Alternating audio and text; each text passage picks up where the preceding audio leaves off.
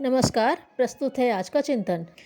अच्छे बुरे जैसे भी परिणाम मनुष्य को इस जीवन में मिलते हैं, उनमें इस जन्म के कर्मफल के साथ पूर्व जन्मों के प्रारब्ध भी संयुक्त होते हैं।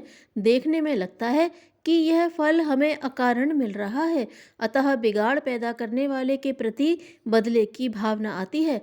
असफलता या बुरे परिणाम का दोष किसी न किसी के मत्थे मढ़ देते हैं और उसका बदला लेने के लिए क्रुद्ध सर्प की तरह इधर उधर फन पटकते घूमते हैं। इससे प्रतिद्वंदी की कितनी हानि होती है यह तो दूसरी बात है, पर प्रतिशोध की भावना अपने आप को ही मलिन, दुष्ट और दुराचारी बना देती है। अतः इसका परित्याग ही किया जाना चाहिए। अभी तक किसी महापुरुष के जीवन में ऐसा कोई उदाहरण नहीं आया जहाँ घृणा, द्वेष, परदोष दर्शन तथा प्रतिशोध के द्वारा किसी मंगल कार्य की सिद्धि हुई हो।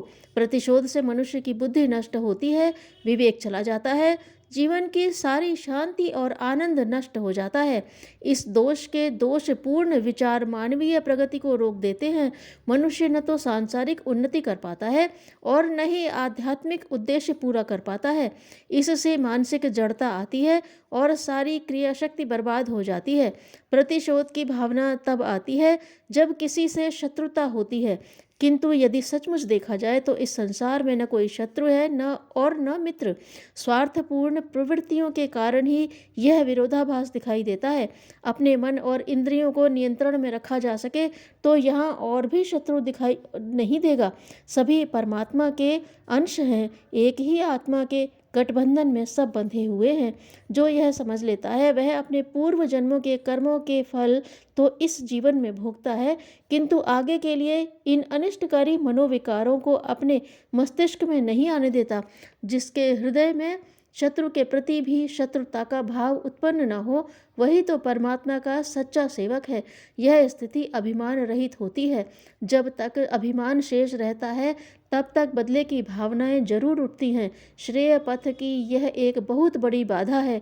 इसे दूर करने से ही शाश्वत सत्य की अनुभूति संभव है। मनुष्य की शोभा तो परोपकार और पर सेवा से होती है।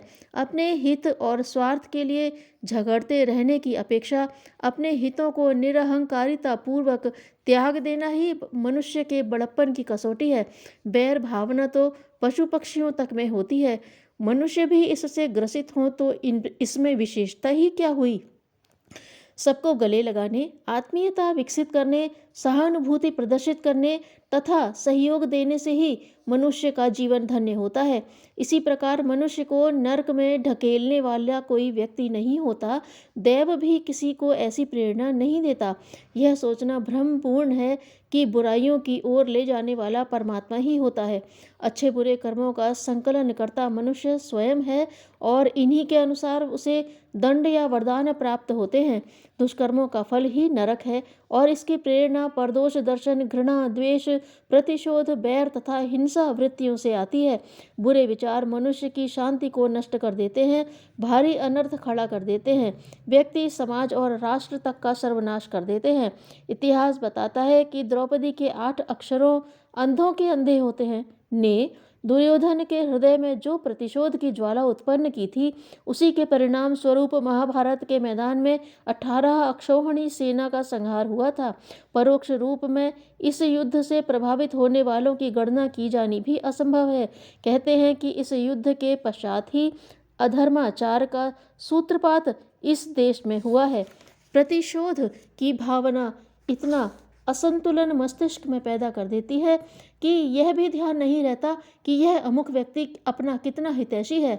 लोग क्रोध में पागल होकर दूसरों का अहित तो करते ही हैं, अपना सर्वनाश पहले कर डालते हैं। प्रतिशोध प्रतिद्वंदी को ही नहीं, जन्मदाता को भी खाकर ही छोड़ता है। विद्वान बेकन का कथन सत्य ही है। प्रतिशोध लेने से मनुष्य अपने शत्रु के समान हो जाता है, परंतु न लेने से उससे श्रेष्ठ बनता है। लोग समझते हैं कि दुश्मन से बदला चुकाना शान की बात है। इसे वे साहस का कार्य भी समझते हैं, परंतु प्रतिशोध साहस नहीं है। साहस तो तब है जब आप उसे सहन कर जाएं। इस तरह की सहनशीलता मनुष्य की अंतर्मुखी प्रवृत्तियों को विकसित करती है, मनुष्य को विचारशील बनाती है, उसे कष्टों से बचाती है, उन्नति की ओर अग्रसर करती है। उसके लिए संसार में से शत्रुता का नाम ही मिट गया, जिसने कड़वाहट को भी उदारतापूर्वक पी जाना सीख लिया। महापुरुष ईसा क्रूस पर चढ़ा दिए गए थे। अत्याचारी राजा ने उनके हाथ पांव तथा सारे शरीर को कीलों से गड़वा दिया था, फिर भी वे परमात्मा से बार बार यही प्रार्थना करते रहे, हे प्रभु, ये नासमझ हैं, तू इन्हें क्षमा कर देना। कितना विशाल होगा उस संत का हृदय जो अपने दुश्मनों के प्रति भी कभी अपने मन में दुर्भावनाएं न लाता हो। महानता प्राप्त करने के लिए मनुष्य को द्वेष तथा दुर्भावना का परित्याग सर्वप्रथम करना पड़ता है। इसके बिना अंतःकरण प्रकाशित नहीं हो पाता। अन्य दोषों की अपेक्षा प्रतिशोध इसलिए अधिक हानिकारक है क्योंकि वह मनुष्य के साथ बहुत दूर तक जाता है। दूसरे जन्म में भी वह साथ नहीं छोड़ता। वह तरह तरह के पाप मनुष्य से कराता रहता है। इसलिए यह न समझिए कि यदि अपना क्रोध शांत कर लेंगे तो लोग आपको कायर, शक्तिहीन तथा छोटा समझेंगे। इसमें आपका बहुत बड़ा हित छिपा है। अतः जब कभी बदले की भावना उठती दिखाई दे, उसे प्रेम पूर्ण विचारों से तुरंत नष्ट कर डालिए। इतना ही नहीं, अवकाश मिले तो आपके प्रति अभद्रता प्रकट करने वालों की भी आप यथाशक्ति भलाई कीजिए, उन्हें सहायता दीजिए, दुख में हाथ बटाइए। ऐसा करने से वह व्यक्ति आपके प्रति विनीत ही नहीं होगा, वरन उसके अंतःकरण में भी सद्भावनाएं जगेंगी। विरोधी बातों को भी मस्तिष्क में टिकने न दिया जाए। वह न जाने कब विद्रोह पैदा कर दे। पर दोष दर्शन, घृणा तथा द्वेष करके भी मन में प्रतिशोध की भावना न आने दीजिए। प्रत्येक व्यक्ति में अच्छाई खोजा कीजिए। गुण ग्रहकर्ता से आपके सद्गुण बढ़ेंगे।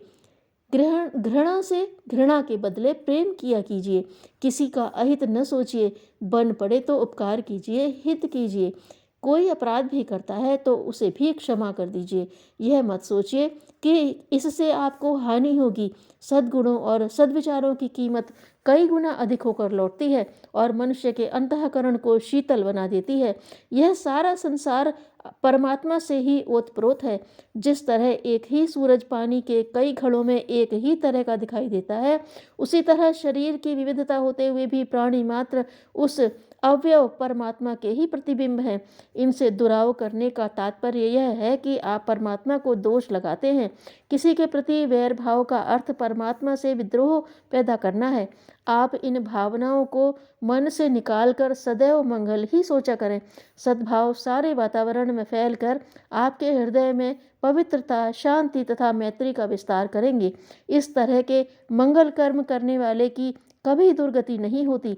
वह चिरकाल तक धरती के सुखों का उपभोग करता रहता है। प्रसन्नता एक ऐसा खजाना है जो बांटने से बढ़ता है। धन्यवाद।